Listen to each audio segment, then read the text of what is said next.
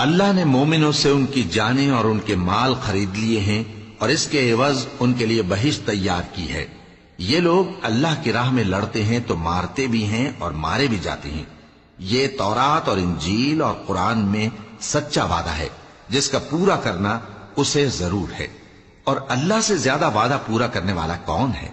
تو جو سودا تم نے اس سے کیا ہے اس سے خوش رہو، اور یہی بڑی کامیابی ہے۔ اور اللہ کو چھوڑ کر ایسی چیز کو نہ پکارنا جو نہ تمہارا کچھ بھلا کر سکے اور نہ کچھ بگاڑ سکے۔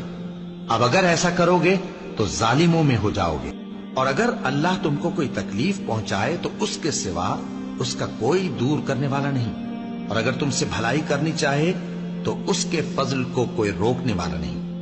وہ اپنے بندوں میں سے جسے چاہتا ہے فائدہ پہنچاتا ہے، اور وہ بخشنے والا ہے، مہربان۔